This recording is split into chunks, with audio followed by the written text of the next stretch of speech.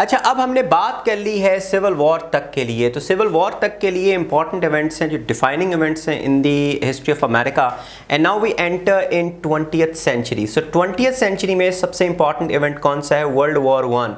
World war one जब start होती है 1914 में, तो America did not come into war because Americans they still followed isolationist policy, and that isolationist policy was introduced by Monroe.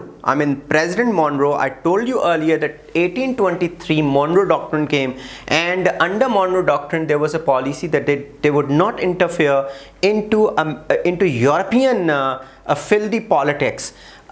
That is why America wasn't entering into the war. So what happened in 1914 to 1918, that war was being neutral. I mean no party or no side was having a decisive gains. Thus, you know, in 1917, once America came into this war on the sides of Britain, then you know, a war was decided because American power and resources seemed to be unlimited, and their firepowers were far greater than the European power.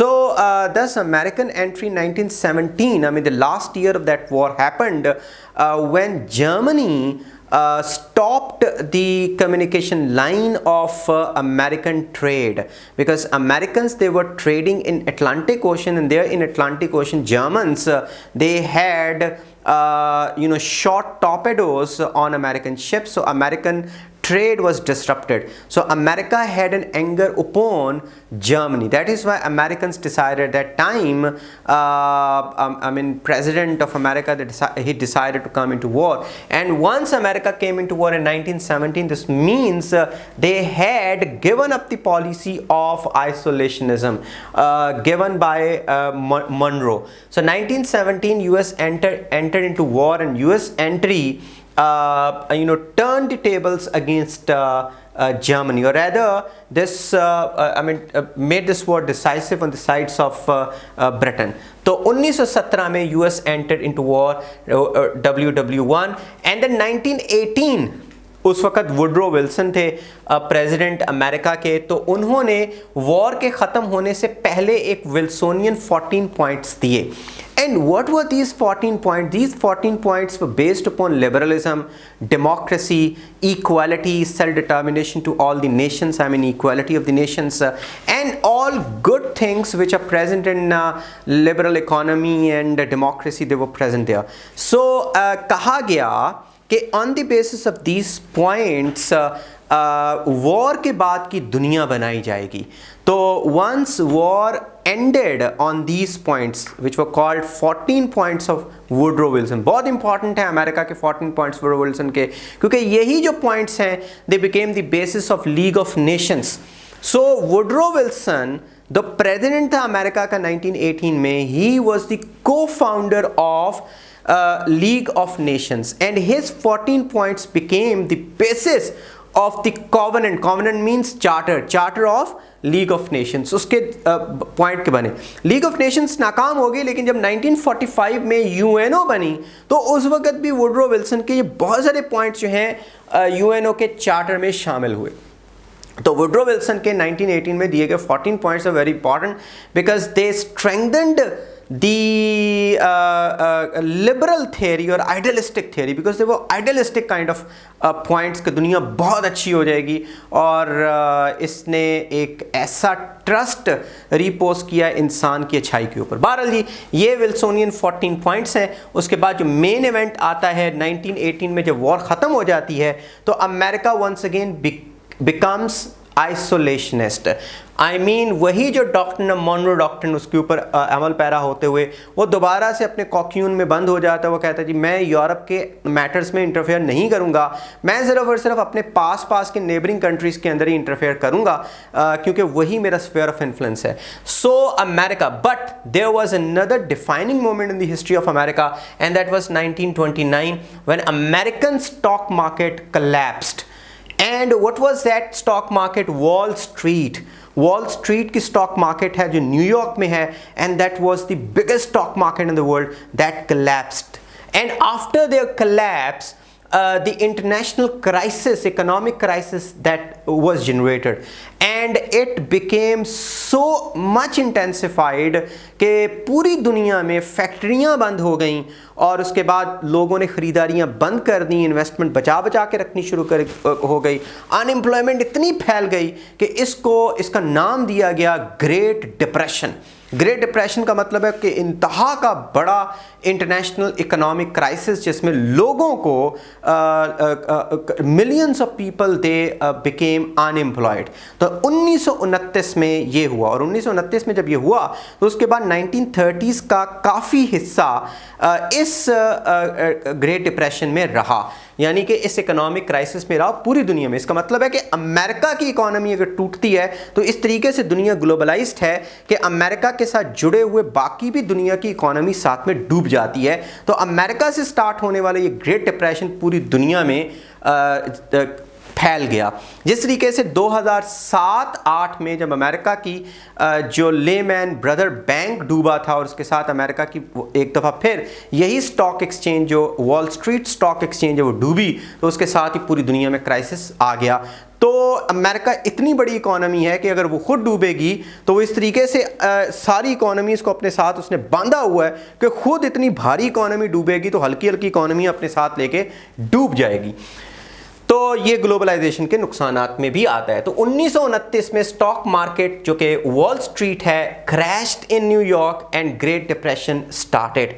And in 1933 इसी economy को बेहतर बनाने का वादा लेके कौन उभरा? Franklin Roosevelt. बहुत बड़ा नाम है। अगर अमेरिका के कुछ प्रेसिडेंट्स का आपने याद रखना है नाम, तो मैंने कितने प्रेसिडेंट बताए हैं। सबसे पहला प्रेसिडेंट जॉर्ज वाशिंगटन, जिसने रेवोल्यूशनरी वॉर भी लड़ी, इंडिपेंडेंस लेके दी, यानी लीड की इंडिपेंडेंस को, वो है जॉर्ज वाशिंगटन। फिर उसके बाद दूसरा काला प्रेसिडेंट है, उसका नाम क्या है? उसका नाम है अब्राहम लिंकन। 1861 में आया, जैसे ही आया साथ में उसने स्लेवरी को ख़त्म करने के लिए बात की और स्लेवरी को ख़त्म करने की बात लेकर बहुत सारी अमेरिकन स्टेट्स ने रिबेल कर दिया और सिविल वॉर हो गई। तीसरा जो है मॉनरो डॉक्ट्रिन। मॉनरो डॉक्ट्रिन उससे पहले आता है 1823 में। तो मॉनरो जो है उसने पॉलिसी बनाई कि हम यूरोप के मामलात में इंटरफेयर नहीं करेंगे। 3 और चौथा है वुडरो विल्सन, जिसने 14 पॉइंट्स बनी दिए और को फाउंड किया लीग ऑफ नेशंस को। 5वां अब आता है फ्रैंकलिन रोजवेल्ट। फ्रैंकलिन रोजवेल्ट इतना मशहूर था फालेज़दा, पैरालिसिस था, लेकिन इंतहा का ज़हीन इंसान था। उसकी पॉलिसीज़ इतनी कामयाब हुई कि उसने 3 टर्म्स ली। बहुत बड़ी एक बात है अमेरिका की हिस्ट्री में कि एक president took the 3 terms. He one the elections first time. His economic policies were so much successful that he took America out of this great depression, that the second term he won even a greater victory in elections, and even the third term he once again won the elections। और third जो उसका term है उसमें वो बीच term को मुकम्मल करने से पहले ही मर गया और कहा जाता है कि अगर वो ना मरता तो फिर अमेरिकन उसको उठा के तो ले आते। था वो फालेज़दा, लेकिन वो फालेज़दा होते हुए भी अमेरिका को यहाँ से यहाँ ले गया। हालांकि अमेरिका पहले ही बहुत ऊपर था, यहाँ तो बिल्कुल नहीं था, लेकिन यहाँ से वो और ऊपर अमेरिका को ले गया। वर्ल्ड वॉर 2 को जिताने का सहरा भी फ्रैंकलिन रोजवेल्ट के सर के ऊपर जाता है। तो फ्रैंकलिन रोजवेल्ट जब चला गया तो उसके बाद फिर एक और नया प्रेसिडेंट आता है, उसका नाम है ट्रूमैन। वो भी इंपॉर्टेंट है अमेरिका की हिस्ट्री में। तो Franklin Roosevelt is very very important, क्योंकि फ्रैंकलिन रोजवेल्ट ने वादा किया कि मैं आपको न्यू डील दूंगा। कौन सी पॉलिसी थी? न्यू डील दूंगा। न्यू डील का मतलब है कि मैं आपको आपकी इकोनॉमी भंवर में से निकाल दूंगा। और ये न्यू डील जो है बेस करती है बहुत बड़े एक इकोनॉमिस्ट की जो फाइंडिंग्स है उसके ऊपर, जिसका नाम है केनेस। उसका नाम जॉन मैनेट कनेस आई थिंक, तो उसका JM कनेस नाम है। उसकी बेसिस के ऊपर न्यू डील। फ्रैंकलिन रोजवेल्ट ने कहा कि मैं हर एक को जॉब्स दूंगा। जैसे ही सबको जॉब मिलेंगी साथ में इकोनॉमी जो है वो भंवर में से बाहर निकल आएगी। जॉब होगी, लोगों के पास पैसे होंगे, लोग मार्केट में जाके खरीदारी करेंगे। जब खरीदारी करेंगे तो फैक्ट्रियां चलना शुरू हो जाएंगी, क्योंकि दुकानें चलेंगी तो पीछे फैक्ट्रियों से माल आएंगे। फैक्ट्रियां चलेंगी, फैक्ट्रियां खुलेंगी, चलेंगी तो और एम्प्लॉयमेंट आएगी। तो इस तरीके से उसने कहा मैं ये न्यू डील दूंगा। और फिर क्या किया? अमेरिका ने अपने खजाने खोल दिए, अपने पास जो पैसा था वो लगाया और पूरे अमेरिका में कंस्ट्रक्शन का काम स्टार्ट हो गया। कंस्ट्रक्शन का काम, इंफ्रास्ट्रक्चर का काम स्टार्ट हो गया। फैक्ट्रियां बननी शुरू हो गई, पोर्ट्स, रेलवेज, सड़कें जहाँ जहाँ नहीं थी वहाँ पे हर बंदे को नौकरी मिलनी शुरू हो गई। कंस्ट्रक्शन से रिलेटेड हर बंदे को, बल्कि बहुत सारे और लोग उसमें आगे और मिलना शुरू हो गई। यानी कि डैम्स भी बन रहे हैं, तो बीच में एग्रीकल्चर से शामिल हो गए, तो ये इंफ्रास्ट्रक्चर बहुत ज़्यादा बना दिया। फ्रैंकलिन रोजवेल्ट को, लोगों को जॉब्स मिली तो फैक्ट्रियाँ चली, दुकानें चली तो फैक्ट्रियाँ चली तो और ज़्यादा लोगों को एम्प्लॉयमेंट मिली और अमेरिका इस भंवर से बाहर निकल आया। और यही जो इंफ्रास्ट्रक्चर उसने इतना ज़बरदस्त बनाया था, जैसे असलहे की फैक्ट्रियाँ बनाई और उसके बाद जो है पोर्ट्स बनाई और बेहतरीन तरीके से उन्होंने डैम्स बनाए, ये सारी की सारी जो इकॉनमी बाहर निकली और पावरफुल होनी शुरू हो गई। और उसके साथ साथ ये सारा इंफ्रास्ट्रक्चर बनाया था। वर्ल्ड वॉर 2 के दौरान में लगता था कि अमेरिका के पास से रिसोर्सेज ख़त्म ही नहीं होंगे। अमेरिका का ऐसा पावरफुल किस्म की इकॉनमी और स्ट्रक्चर था, इंफ्रास्ट्रक्चर, कि अमेरिका जैसे ही वॉर में आया, हारी हुई वॉर अमेरिका ने एलाइज को जितवा दी। तो 1933 में फ्रैंकलिन रोजवेल्ट उसने न्यू डील दी और उसकी न्यू डील बहुत कामयाब होगी। फिर वर्ल्ड वॉर 2 स्टार्ट हुई 1939 में, और जब 1939 में वॉर स्टार्ट हुई तो America did not come into war. America was still shy of coming and intervening into the internal affairs of Europe, because American policy makers always thought that European politics is a filthy politics, is a dirty politics. They are the colonial people and the colonial people are dirty people. They never wanted to interfere in Europe. So once again America didn't want to come into. तो हुआ क्या 1941 में, कब आया America, यानी 1939 में war start हुई और 1941 में यानी 2 साल के बाद, क्या 2 साल के बाद ऐसा लग रहा था कि ब्रिटेन वॉर हार चुका हुआ है। जर्मनी और जापान 2 दोस्त थे। जर्मनी ने ऑलमोस्ट सारा यूरोप कब्जे में कर लिया था मासवाए ब्रिटेन के, और दूसरी तरफ जापान ने सारा एशिया कब्जे में कर लिया था मासवाए इंडिया के। तो ब्रिटेन के हाथ में कख नहीं बचा था। इवन ब्रिटेन का बहुत बड़ा एलाई फ्रांस, वो भी जर्मनी के कब्जे में जा चुका था। तो वॉर तो हार चुके थे। तो अगर अमेरिका ना आता तो ब्रिटेन का भुरकस निकल गया था, और एक तरफ से जापान ने निकाल दिया था, एक तरफ से इसने निकाल दिया था जर्मनी ने। बट अमेरिका केम इन 1941, क्योंकि जापान ने एक गलती कर दी।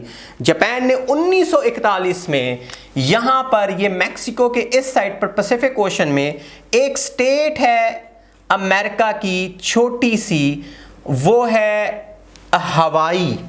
वो कौन सी स्टेट है, मैं शायद आपको पहले बता चुका हूँ पिछले लेक्चर्स में। हवाई स्टेट है अमेरिका की। हवाई के अंदर एक अड्डा है अमेरिका का, पर्ल हार्बर।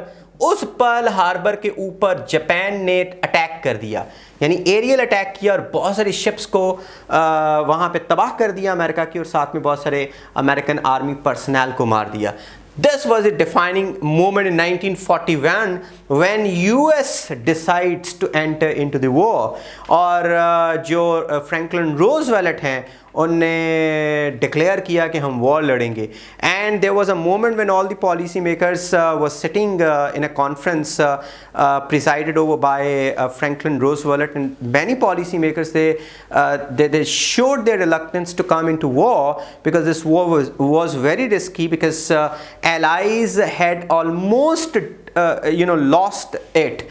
तो they did not want to come into. तो उस मौके पे फिर फ्रैंकलिन रोजवेल्ट ने उठने की कोशिश की अपनी व्हील चेयर से, क्योंकि व्हील चेयर पे थे और उनकी टांगें काम नहीं करती थी, फाले ज़्यादा थे, he was paralysed, and he tried to lift himself up, और थोड़ा सा उठे भी होंगे कपकपाती टांगों के साथ कि उनके बहुत सारे जो मशीन, उन्होंने आकर उनको पकड़ा और उनको बिठाया। उन्होंने कहा कि